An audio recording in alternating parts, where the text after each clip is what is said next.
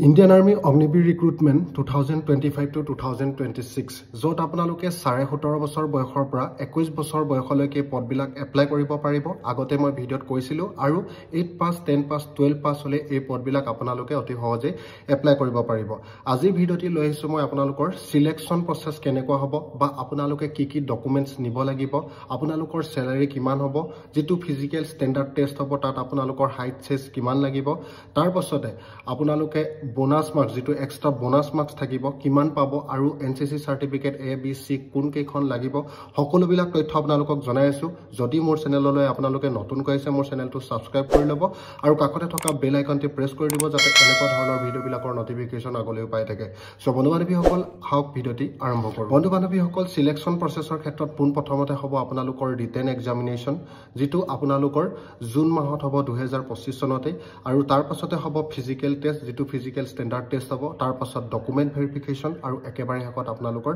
medical examination এতিয়া জানোৱা হওক যেটো ফিজিক্যাল স্ট্যান্ডাৰ্ড টেস্ট টেষ্টৰ ক্ষেত্ৰত আপোনালোকৰ অগ্নিবীৰ জেনাৰেল ডিউটি লাগিব হাইট 160 সেন্টিমিটাৰ আৰু চেষ্ট লাগিব আপোনালোকৰ 77 সেন্টিমিটাৰ আৰু এক্সপেন্ডেড 5 সেন্টিমিটাৰ হ'ব লাগিব অগ্নিবীৰ টেকনিক্যাল যিবিলাক আছে পোষ্ট তাত আপোনালোকৰ 157 সেন্টিমিটাৰ আৰু চেষ্ট লাগিব 77 সেন্টিমিটাৰ আৰু expanded 5 centimetre clerk store keeper অগ্নিবীৰৰ 160 সেন্টিমিটাৰ হাইট আৰু চেষ্ট সেম তাৰ পাছতে ট্ৰেডসম্যান 8 পাস 10 পাসৰ ক্ষেত্ৰত আপোনালোকৰ 160 সেন্টিমিটাৰ হাইট আৰু চেষ্ট লাগিব 77 সেন্টিমিটাৰ আৰু এক্সপেন্ডেড 5 সেন্টিমিটাৰ এতিয়া জানোৱা হওক যেটো ফিজিক্যাল ফিটনেস টেষ্ট হ'ব তাত আপোনালোকৰ কিমান ৰানিং হ'ব ফিজিক্যাল ফিটনেস টেষ্টৰ ক্ষেত্ৰত ৰানিং হ'ব আপোনালোকৰ 1.6 কিলোমিটাৰ মানে 1.5 কিলোমিটাৰ ৰান হ'ব তাৰ পাছত আপোনালোকে যদি গ্ৰুপ 1ত 5 মিনিট 30 সেকেন্ডৰ ভিতৰত কমপ্লিট কৰে তেতিয়া পাব আপোনালোকে 60 নম্বৰ 5 মিনিট 30 সেকেন্ডৰ পৰা মানে 5 মিনিট 31 সেকেন্ডৰ পৰা 5 মিনিট যদি 45 সেকেন্ডৰ ভিতৰত কমপ্লিট কৰে যেটো গ্ৰুপ 2 হ'ব হেতুত আপোনালোকে 48 মাৰ্কস পাব তাৰ পাছত গ্ৰুপ 3 আছে 5 মিনিট 46 সেকেন্ডৰ পৰা আপোনালোকে যদি কমপ্লিট কৰে 46 সেকেন্ডৰ পৰা 6 মিনিটৰ ভিতৰত তেতিয়া আপোনালোকে 36 নম্বৰ পাব তাৰ পাছত 6 মিনিট 1 সেকেন্ডৰ পৰা 15 সেকেন্ডৰ ভিতৰত যদি কমপ্লিট কৰে তেতিয়া আপোনালোকে পাব 24 নম্বৰ এটো হ'ব গ্ৰুপ 4 তাৰ পাছত সিনাপছৰ ক্ষেত্ৰত যেটো বিম হ'ব তাত আপোনালোকে যদি 10 বাৰ বিম মাৰে তেতিয়া আপোনালোকে 40 নম্বৰ 9 বাৰ মাৰিলে 33 নম্বৰ 8 বাৰ মাৰিলে 27 নম্বৰ 7 বাৰ মাৰিলে 21 নম্বৰ আৰু 6 বাৰ মাৰিলে 16 নম্বৰ পাব যেটো 9 ফিট ডিটস আছে হে ডিটসটোত আপোনালোকে কোৱালিফাই হলে হল আৰু জিগজাগ যেটো ব্যালেন্স থাকিব এই জিগজাগ ব্যালেন্সত আপোনালোকে তাত কোৱালিফাই হলে হ'ব এতিয়া আপোনালোকক জনাইছো যিবিলাক তেওঁলোকে এক্সট্ৰা বোনাস মাৰ্কসৰ কথা উল্লেখ কৰিছে এক্সট্ৰা বোনাস মাৰ্কস আপোনালোকে পাব এনসিসি এ সাৰ্টিফিকেট থাকিলে মানে 5 নম্বৰ এনসিসি বি সাৰ্টিফিকেট থাকিলে পাব 10 নম্বৰ এনসিসি সি সাৰ্টিফিকেট থাকিলে পাব 20 নম্বৰ আৰু এনসিসি সি সাৰ্টিফিকেট যদি থকাৰ লগতে যেটো ডেইলি পেৰেড আৰডি পেৰেড যদি থাকে আপোনালোকৰ ৰিপাব্লিক ডেট কৰাৰ তাৰ কাৰণে পাব আপোনালোকে 25 নম্বৰ এক্সট্ৰা বোনাস মাৰ্কস তাৰ পাছতে 10 প্লাস 2 ইয়াৰ্স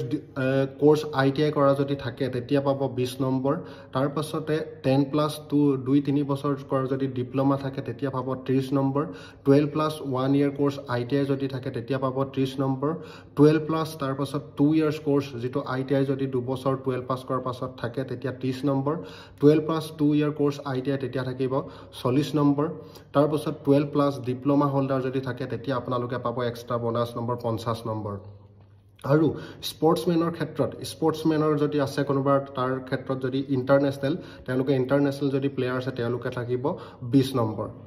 এতিয়া হু জানোৱা হওক পেমেন্টৰ কথা যদি কবলৈ যাও আপোনালোকে প্ৰথম বছৰতে পাব ফাৰ্স্ট বছৰত আপোনালোকে যদি ভৰ্তি হোৱাৰ পাছত পাব আপোনালোকে 30000 কৈ তাৰ পাছত সেকেন্ড বছৰ পাব 33000 তাৰ পাছত 3 নম্বৰ যেটো তৃতীয় বছৰ পাব আপোনালোকে 36500 আৰু 4 বছৰ যেতিয়া কমপ্লিট হ'ব আপোনালোকে পাব 40000 কৈ এতিয়া জানোৱা হওক যিবিলাক ডকুমেন্টস ৰিকোয়াৰ্ড ডকুমেন্টসৰ ভিতৰত আপোনালোকক পোন প্ৰথমে এডমিট কাৰ্ডখন লাগিব এডমিট কাৰ্ডখন বহুতেই জৰুৰী তাৰ পাছত ফটোগ্ৰাফ কমেও আপোনালোকৰ 20 কপি কৈ ফটো লাগিব এডুকেশন সাৰ্টিফিকেট লাগিব ডমিসাইল সাৰ্টিফিকেট পিআৰসি লাগিব কাষ্ট সাৰ্টিফিকেট লাগিব ৰিলিজন সাৰ্টিফিকেট লাগিব পুলিশ ক্যাৰেক্টাৰ স্কুল ক্যাৰেক্টাৰ আৰু ক্যাৰেক্টাৰ সাৰ্টিফিকেট লাগিব unmarried relationship certificate affidavit PAN card Aadhaar card NCC যদি আছে কাৰোবাৰ এনসিসি তাৰ পাছত স্পৰ্টছৰ যদি ইন্টাৰনেশনাল লেভেল সাৰ্টিফিকেট আছে ইন্টাৰনেশনাল লেভেল সাৰ্টিফিকেট আপোনালোকে নিব লাগিব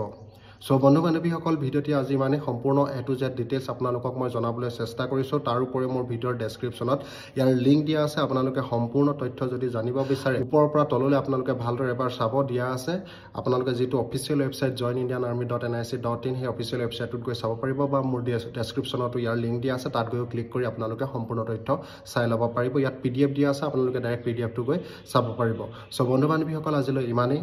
জয় হিন্দ জয় ভাৰত বন্দে মাতৰম